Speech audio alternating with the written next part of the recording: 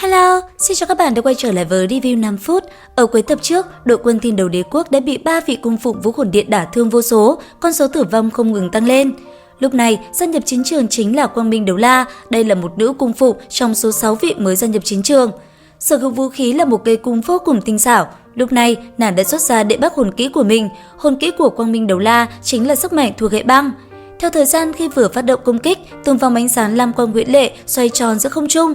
Cùng với đó, đất trời bắt đầu có một cơn mưa tuyết ập đến.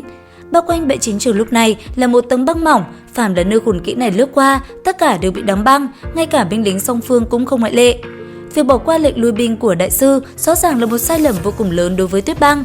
Lúc này, 3 vị cung phụng kia gia nhập chiến trường, phẩy tay một cái, con số thương tổn đã lên đến vạn người.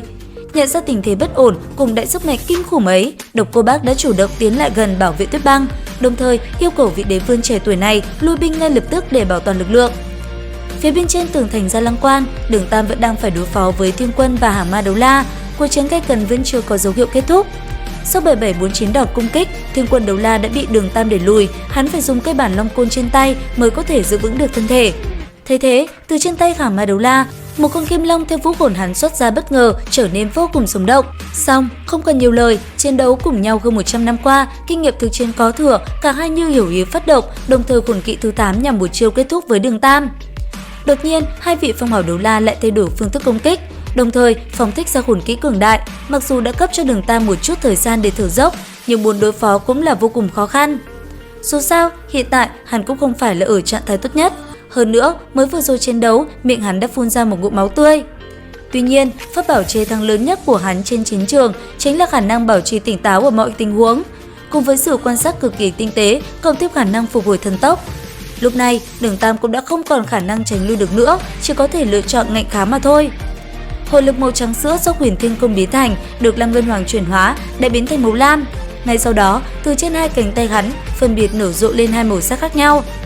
Phía sau lưng, hai bên bất ngờ hiện ra hư ảnh khổng lồ, một bên là Thái Thản Cự Viên, bên còn lại chính là Thiên Thanh Ngưu Mãng. Lúc này, từ trên hai tay Đường Tam đều bộc phát ra một tầng hồng quang mãnh liệt, đều cùng với màu sắc tự thân của cánh tay phát ra hoàn toàn hòa hợp thành một thể. Thanh Hải Thần Tam xoa kích trên tay phải, hắn chỉ về phía trước, nhắm thẳng vào Thiên Quân Đấu La đang bay trên không trung, tay trái nắm thành quyền đón đỡ đệ bắc hồn kỹ của hai gã phong hào đấu la. Từ trên mặt hồn lực mà nói, Đường Tam rõ ràng yếu hơn bất kỳ người nào trong số hai người trước mặt. Hồn lực của 96 cấp phong hào đấu la cũng đã gấp đôi 95 cấp. Càng huống chi, Đường Tam chỉ có 93 cấp. Nhưng trên thực tế, sự chênh lệch của Đường Tam cùng với hai vị này cũng không quá lớn như biểu hiện chênh lệch cấp bậc bên ngoài. Ngàn vạn lần không nên quên, bản thân Đường Tam có đến 6 khối hồn cốt. Hơn nữa, hắn so với hai vị này còn nhiều hơn đến 3 cái hồn hoàn. Chỉ với mấy khối hồn cốt này thôi cũng đã có tác dụng cải thiện thực lực bản thân cực lớn. Hơn nữa, bất luận là hồn hoàn hay hồn cốt, tác dụng lớn nhất của hồn kỹ 10 vạn năm không phải là uy lực cường đại mà là yêu cầu đối với hồn lực của bản thân hồn sư là rất ít.